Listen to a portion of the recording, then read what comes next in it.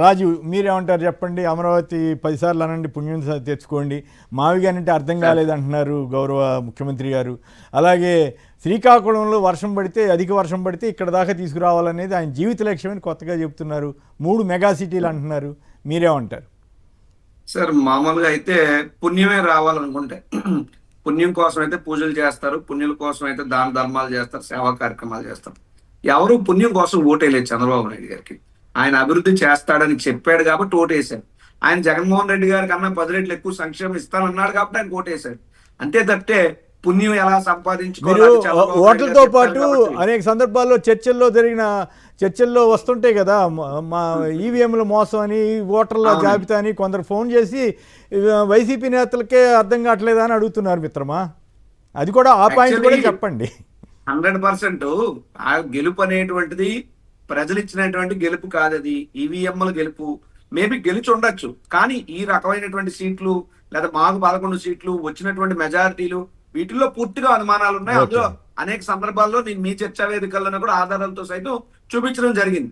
Night ఎలా voting శాతం పెరిగిందో ఎవరికి తెలియదు. అయితే ఆ ఓట్లు వేసిన కొంతమంది అయినా ఓటు రాజకీయ నాయకులు ఎందుకు వేస్తారు?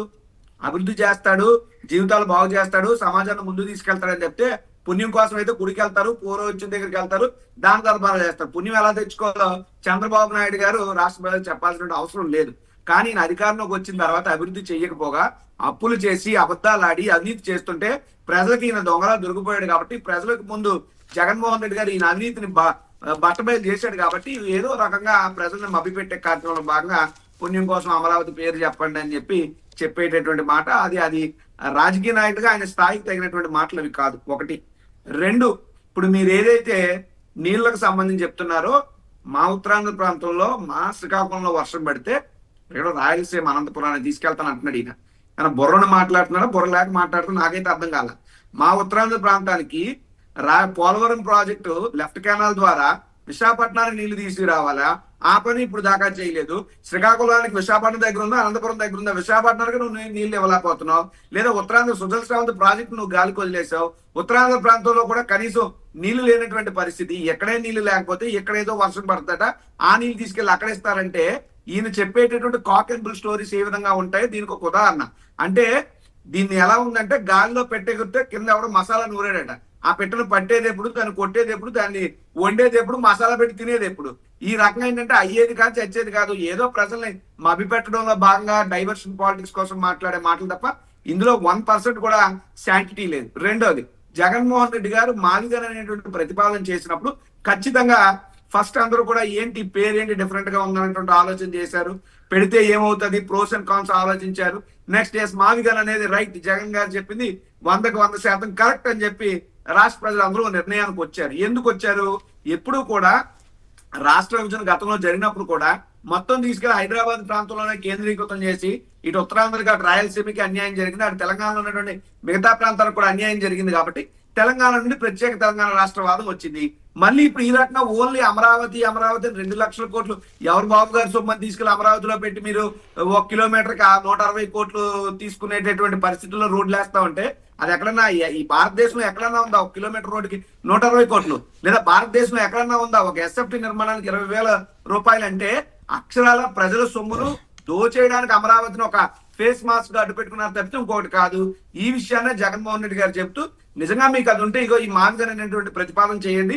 సరే మావిగన్లో గణన ఉంది, లేదా జగన్ గారి పేర్లో గణన ఉంది కాబట్టి మీకు ఆ పేర్లతో ఇబ్బంది ఉంటే పేరు నచ్చిన పేరు పెట్టుకోండి. కానీ ఈ ప్రాంతాన్ని అనేటువంటిది ఒక గ్రోత్ కారిడార్ గా, గ్రోత్ ఇంజన్ గా చేసుకుంటే బాగుంటుందని ప్రతిపాదన చేసినప్పుడు ప్రజలు ఆ ప్రతిపాదనకు ఆమోదం తెలిపారు. ఏ రకంగా సోషల్ మీడియా వేదికల్లో కానీ, లేదంటే మరో దగ్గర కానీ, ఎక్కడైనా ఓటింగ్ పెట్టినప్పుడు కానీ, ఈవెన్ చాట్ జీపీటీ ఏదో అంటాడు కదా, పాములు పట్టేవాడు పాము కట్టుకు బలైనట్టు మాట్లాడితే టెక్నాలజీ నేనే తెచ్చాను, చాట్ జీపీటీ ఏఐకి నేనే పెడతామోనని చెప్పుకునే చంద్రబాబు నాయుడు అదే ఏఐ చెప్తుంది అమరావతి అనేటువంటి ఇట్స్ డ్రీమ్ ప్రాజెక్టు, లేదా మావిగన్ అనేటువంటిది ఇట్స్ వర్కింగ్ ప్రాజెక్ట్ అని చెప్పి అంత సుస్పష్టంగా చెప్పినప్పుడు ఖచ్చితంగా ఇప్పుడు మనం మాట మార్చకపోతే ప్రజలు మమ్మల్ని చేదరించుకునే పరిస్థితులు ఉన్నాయని అర్థం. చంద్రబాబు నాయుడు గారు ఇప్పుడు తీసుకొచ్చి ఉత్తరాంధ్ర ప్రాంతం, రాయలసీమ ప్రాంతం, మరో ప్రాంతం చెప్తున్నారు. అయ్యా మెగా సిటీలు అంటున్నారు. అదే మెగా సిటీలు సార్. ఆ మెగా సిటీలు డబ్బు ఎక్కడి నుంచి తెచ్చి పెడతారు? ఈ రోజు మా ఉత్తరాంధ్ర ప్రాంతంలో మూలాపేట పోర్ట్ కూడా కట్టట్లేదు సార్. జగన్మోహన్ రెడ్డి 70% పనులు పూర్తి చేశాడు మహానుభావుడు. నువ్వు వచ్చా 30% కూడా చేయట్లేదు. ఉన్నాటిగా నువ్వేమీ చేయట్లేదు. లేని మెగా సిటీ నువ్వెక్కడ సృష్టిస్తావు అంటే ఇవన్నీ కేవలం పై మాటలు తప్పితే వాస్తవ రూపం అంటే దాల్చేటటువంటి ఒక మ్యాప్ గీస్తే సిటీ అయిపోద్ది కదా మిత్రమా, ఈ ఒక రౌండ్ కొట్టేస్తే మెగా సిటీ అయిపోయా, ఏముంది దానికి పెద్ద. ఆల్రెడీ మెగా సార్ ఆల్రెడీ ఇప్పుడు ఏం చెప్పిన ఇప్పుడు విశాఖపట్నం ఉందండి. విశాఖపట్నం అనేది మంచి సిటీ, తిరుపతి బ్రహ్మాండమైనటువంటి సిటీ, విజయవాడ బ్రహ్మాండమైనటువంటి సిటీ. సో ఆల్రెడీ ఉన్నాయి. సో ఇది ఊరికే వాటికి మాటలు చెప్పడానికి తప్పితే చుట్టుపక్కల ఉన్న జిల్లాలు కలిపేయటం అనమాట మెగా సిటీ. అంతే. ఇప్పుడు జగన్మోహన్ రెడ్డి గారు చెప్పిన దాన్ని ప్రజల నుంచి ఆమోదం వచ్చింది కాబట్టి ఈ రకంగా ఇప్పుడు నేను మాట్లాడకపోతే అమరావతి మీద మొత్తం నేను పెడుతున్నాన విషయం ప్రజలకు అర్థమైంది, నన్ను చేదరించుకుంటారన్న దాంట్లో భాగంగా మాట్లాడేది తప్పితే ఏ ప్రాంతానికి న్యాయం చంద్రబాబు నాయుడు గారు చేయరు. నేను ఒకటే అడుగుతున్నా, Amaravati is self financed capital అని చెప్పేసి అనేక సందర్భాల్లో చెప్పారు. మరి దాదాపు 50,000 కోట్ల రూపాయలు అమరావతి పేరు చెప్పి పప్పు ఎందుకు చేశారు?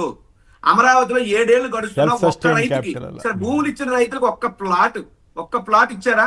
అంటే అమరావతి పేరు చెప్పి అక్కడ రైతుల్ని ఆ ప్రాంత వాసులు కూడా చంద్రబాబు నాయుడు గారు మోసం చేస్తున్నారు తప్పితే ఇంకొకటి కాదు.